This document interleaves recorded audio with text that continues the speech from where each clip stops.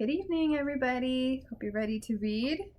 Talked to my mom today, and she is bringing in reinforcements from my childhood picture books because, believe it or not, at day 41, I am running a little low on picture books. But never fear, there's quite a few coming in handy, coming in clutch soon. All right, tonight we're reading Watch Out for the Crocodile.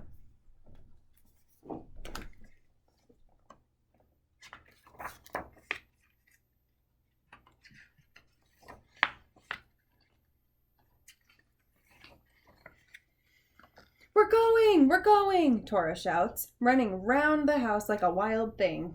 It's the first day of Dad's vacation, and they're going camping. It's about time they did something fun, Tora thinks. All Dad does is work, drink coffee, sit at the computer, and talk on his cell phone. He is a very boring father. But now, at last, they're off to the forest to see some wild animals. First, we need to buy groceries, Dad says. There are no shops in the forest. Tora groans. In the forest, they should be cavemen, living on berries and mushrooms. But her father goes shopping anyway. Boring Dad. Shopping takes up half the day. Then they have to get in the car and drive. Forever. Why is the forest so far away? When Tora grows up, she's going to live there. At last, they're in the forest. But where are all the wild animals? You have to look very carefully, Dad says. They're not always easy to find. Tora looks everywhere, but she doesn't see a single animal. Dad's looking at his GPS, so he doesn't either. Then, right when Tora spies a tiny baby ant, Dad calls out, "Look up there! See that woodpecker?" "Where? Where?" says Tora. "There! There!" Dad points it out. But Tora can't see it. "It flew away," says Dad. "Stupid bird," thinks Tora. And now the ant's gone too. But then Tora sees a snake. It must be a boa constrictor or maybe an anaconda. Anyway, it's huge and winding right across the path. How will they get past? "It's just a root," laughs Dad. He steps over the snake, and he's not even scared. Silly Dad. Then he sees something else, a squirrel. "Where? Where? Where?" asks Tora. "There, over in the birch tree. Don't you see it?" No, Tora doesn't see the squirrel, not even through the binoculars, because she's seen something completely different. A flock of giraffes, stretching their necks to eat leaves. Dad misses them because he's talking on his cell phone, and then he misses the lion lying in wait on the plains. Then silly old Dad is right there, saying there might be thistles and spiders. He frightens the lion away. "Come and have a look at these stones," he says. "What stones?" Tora mutters. "They're not stones. They're sunbathing hippopotamuses. They'd be really cross if she climbed up on them." Tora thinks probably they should keep going and leave the hippos in peace. Suddenly, Dad stops and sighs. He says that when he was little, there was a troll forest here. But now there are only tree stumps. Tora looks around.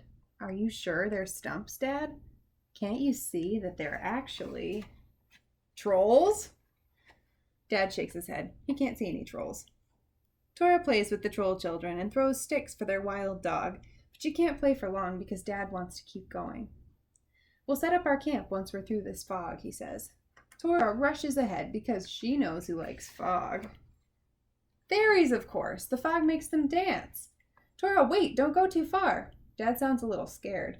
Then his voice disappears in the fog. Tora does too. Everything disappears. Tora can't see the fairies or Dad anymore. Only fog. Now she is a bit scared. Luckily, right then, Tora finds her father again. Now they just need to cross a river, which Dad calls a stream. "We'll walk across that log," he says. "Easy as pie." Tora stares at the brown water. Has Dad gone crazy? That's not a log. That's a crocodile! A river crocodile with a craving for crunchy child legs. "You can do it," says Dad. "You're very good at jumping." Tora hesitates, but luckily she's a good jumper and fast as well.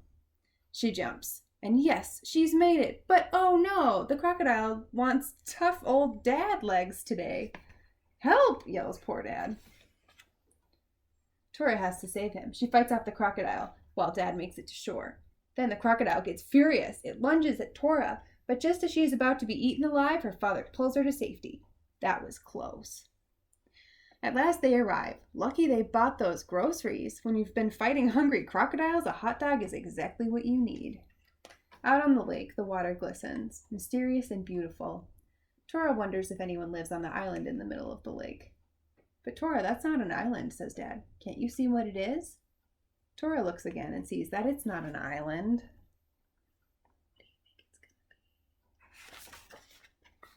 But a water dragon, asleep in the lake. They sleep all day and wake as the sun goes down, whispers Dad.